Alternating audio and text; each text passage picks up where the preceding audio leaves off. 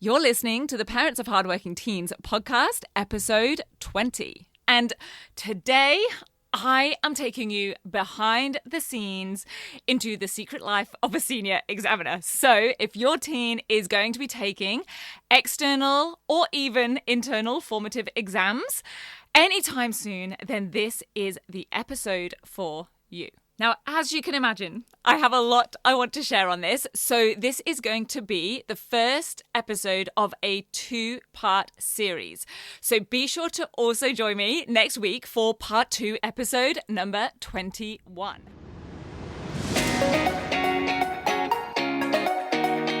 I'm Katie Jones, and with over 15 years in education as an award-winning high school teacher, international external examiner, and as a study coach, I've helped thousands of students skyrocket their results and confidence. And this podcast is where I share all my insights, tactics, and tips with you, the parent, so you can help your hardworking teen get happy, smart, and successful in their study, and have you both enjoy the journey along the way. This is the Parents of Hardworking Teens podcast.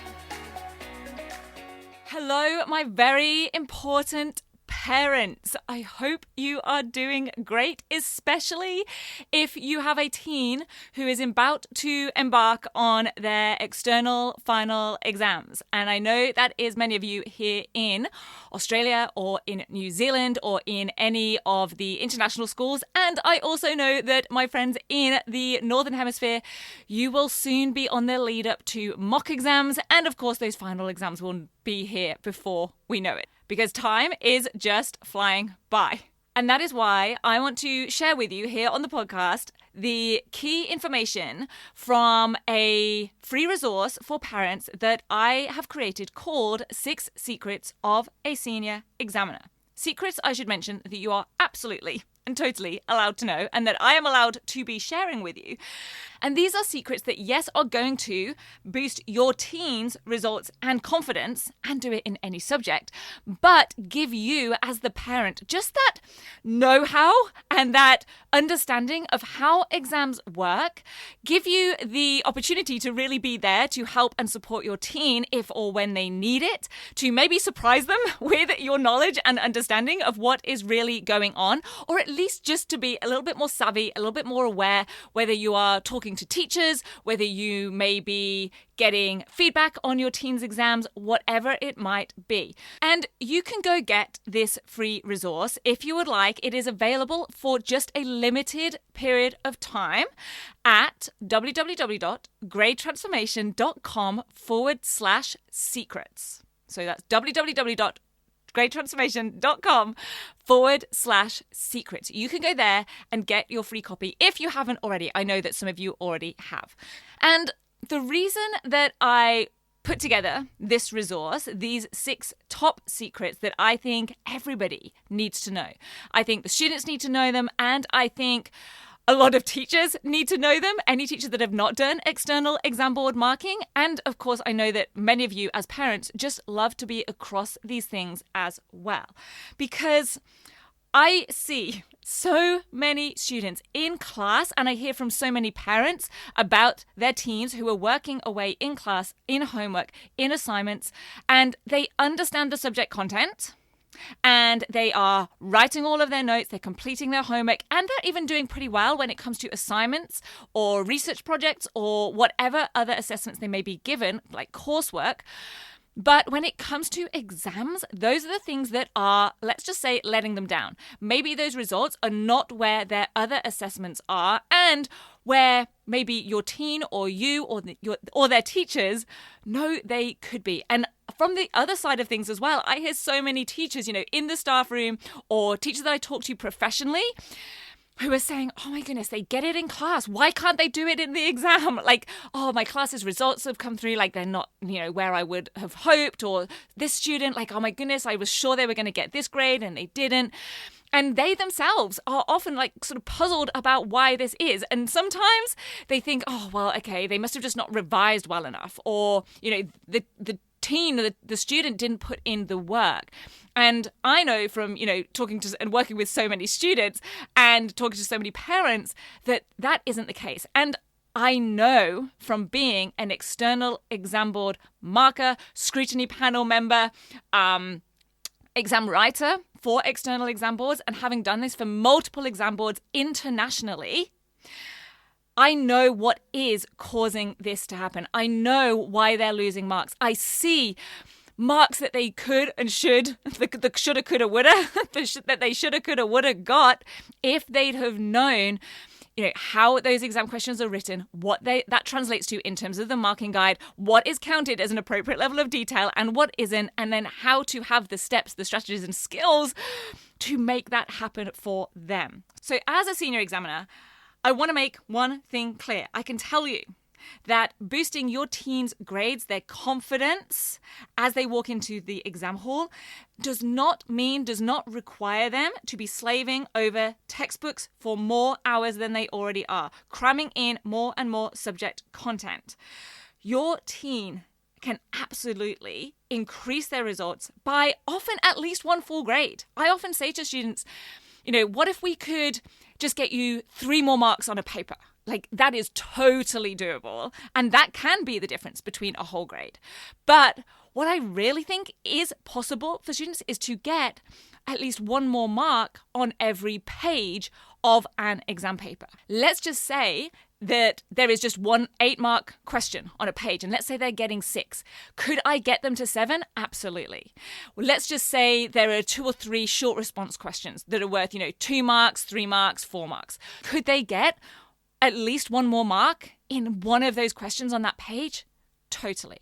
So is it reasonable to say that they could be getting at least 1 more mark on every page of any exam paper that they sit? Because, as you hopefully know by now, if you've been listening to this podcast for a while, all of these skills, these strategies and techniques are what I call universal. That means they work across all different subjects, all different exam boards, states, countries, systems. And that's why I'm sharing these I'm calling them secrets, just because most people don't know them and people aren't sharing them, but I'm totally allowed to share them with you. Plus, some of my best tips and tricks so that students can optimize their results and can get every mark that they are personally capable of on an exam paper. So let's dive in. Secret number 1. This is the formula, sometimes the secret formula, for exam success. Now, I have talked about this formula in episode number 1 of this podcast. It is what I opened with because it is so important. So I'm going to recap it for you right now. Because the problem is that most students, and honestly, many aspects of school, of college, focus on just one element of academic performance, and that is the learning of the subject knowledge, the syllabus content. But this is only half of what is required for ultimate success, especially when it comes to exams and achieving that success in the most effective and efficient way. So they're not doing hours and hours and hours more study than they necessarily need to. Now, this not so secret anymore formula is knowledge plus application equals success. Knowledge plus application of that knowledge to however the question is worded and whatever is required and demanded on the mark scheme is what equals success. They could have all of the knowledge, all of the subject content in the world crammed into their brains and memorized through revision, but if they cannot put that across in the way the question is worded and to the level of detail or to the level of response that is required, they are not going to get the marks they're truly capable of. So it's critical that your teen learns and hones those skills of application in order to put all of that subject knowledge to use. And by skills of application, I mean they need to become a master, ideally, of responding to exactly what a task or a question demands, what the mark scheme or the success criteria require, and have the skills to be able to break down the wording of any question and then predict accurately and under time pressure what that will look like on the mark scheme. That's just a couple of the skills of application. And this is likely an issue for your teen. They're likely missing some of those skills of application if they've ever come home and you've said, hey, how did the exam go? And they've said, yeah, I think it was pretty good. Like, I answered every question. I wrote some pretty long answers for some of them. Like, I feel like I put my knowledge across. But when they get the result, it's not what they were hoping for or thought they were going to achieve. This is likely what is happening.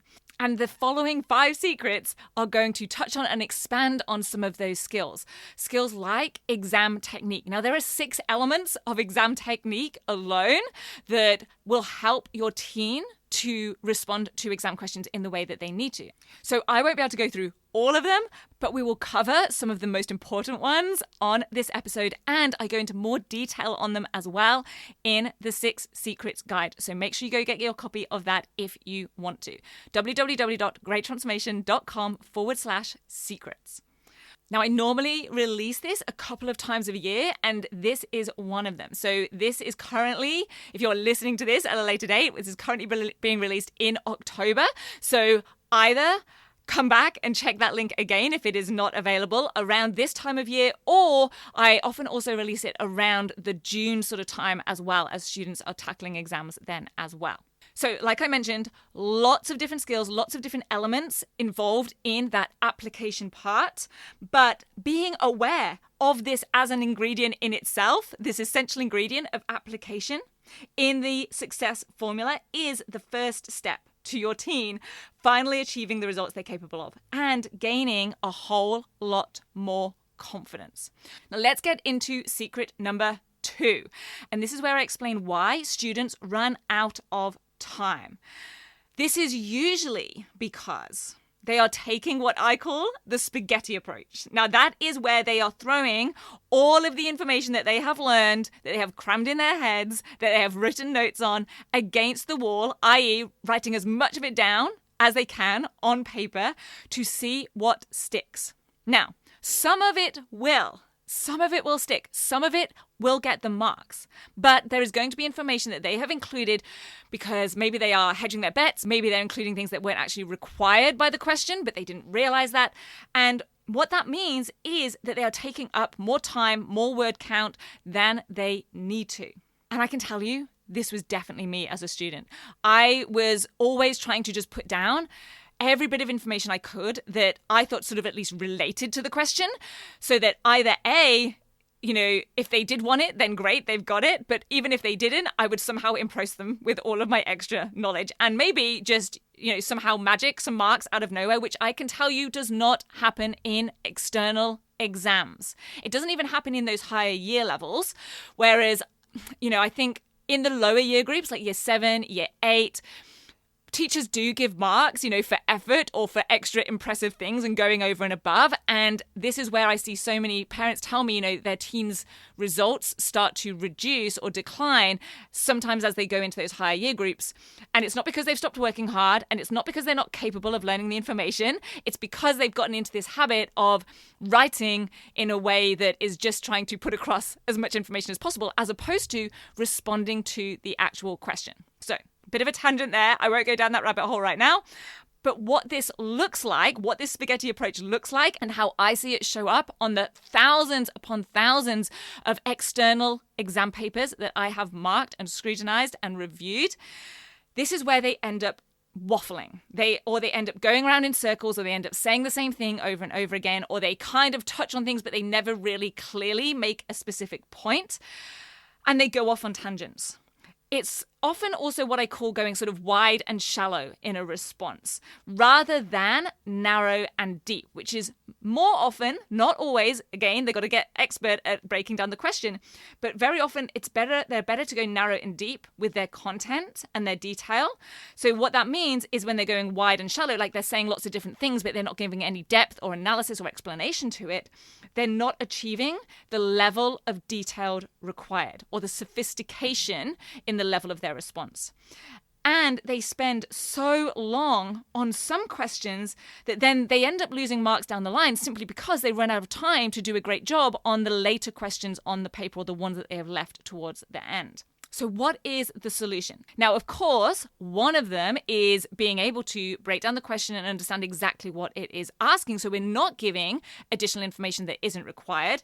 But another solution is when it comes to particularly extended responses, because this is really where I see the waffle creeping in and the tangents and then the extra information that isn't needed or going around in circles and repeating themselves is in those extended responses.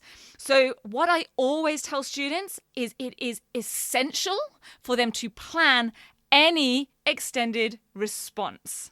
And let me tell you, if you try and tell your teen, you've got to take an extra couple of minutes to plan, here's what they're going to say. Because remember, the issue that we have here is that they are running out of time. They're going to think, I don't have time to write a plan. I don't even have time to write the answer. So they're in a bit of a catch-22 because they feel like they don't have the time to write a plan. But there is a proven planning system that I teach all students in the 10WGT and through my coaching that not only means they make a strategic plan so they can produce a more succinct, clear, and high quality response, it is also going to make it a lot faster to write that response. I always tell students that they will basically double whatever time they spend on the plan in terms of what they save. So if they spend 5 minutes making a plan, that will save them 10 minutes in the actual writing of the full response. But before they can make a plan, of course, they need to know precisely what the question is asking and therefore what is required in their answer. And that leads us nicely to secret number 3. Secret number 3 is the most important word in every question. Every single year, I see so many students losing marks they should have, could have, would have got if they'd have known how to really master this skill. And of course, like we said in exams, do it under time pressure. That is the problem, that they don't know exactly what the question means or is really asking, and therefore they're covering the right topic in their answer, but not at the right level of detail or with the correct focus. This is where the teacher writes something like, you haven't actually answered the question, or ATQ, answer the question. And the solution to this is identifying the command word in any question. That is the verb.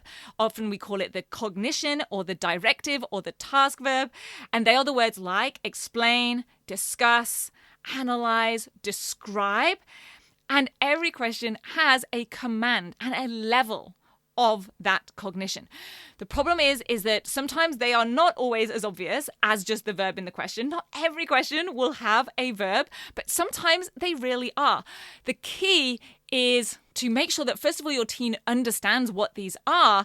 But what I find is that probably about 50% of students don't know that. And then I have maybe like about 40% of students who know of them and they kind of know to look for them or they can pick them out, but they're still missing the part where they don't really know what to do with it. Like if I really put a student on the spot and I'm like, what does it really mean to explain? Or what is the difference between explaining and analyzing? They can't really tell me. They'll sort of give me a vague description, or they'll start to sort of, waffle around it a little bit. It's a bit like the spaghetti approach answer. But they can't give me a definitive, confident response to that. And that is the problem. Now, I can't go into all of the detail on this in this particular episode, but if you want more on this, I have 2 whole modules just dedicated to this skill in the 10-week Great Transformation Program. It is huge. And the reason I dedicate so much training to it is because it is so important. It makes the biggest difference out of all the things I teach to students. So what I would advise, just as a starting point for this, is to go to your teen's exam board and find their list of, they may call them cognitive verbs, directives, command words, task verbs. Command words is generally the word I use as an overarching one, so they may not call them those. But find that list and get it downloaded with the explanation of what each one means for their exam board. And just use that as a starting point. So those are my first 3 of my 6 Secrets of a Senior Examiner, things that I see going on behind the scenes and things that I get to observe as I mark, as I'm a part of writing panels, scrutiny panels, and of course, marking thousands of students' exam papers and have done so over the past decade. So I hope that some of those insights and my advice and tips are helpful. Please be sure to come and join me next week for the second part in this 2-episode series. Make sure you go download the 6 Secrets Guide in the meantime, and I will see you back here next week. Have a great week. Bye. If you're ready to have your teen achieve their best possible results with less stress, then I want to invite you to enroll them in the 10-week Grade Transformation Program, where they're going to learn the key concepts, skills, and strategies to catapult their performance in assessments and exams. It's risk-free. They either achieve bigger and better results with a whole lot more confidence in 10 weeks, or we refund you in full. Just head over to www.rocksolidstudy.com/program, and I'll see you there.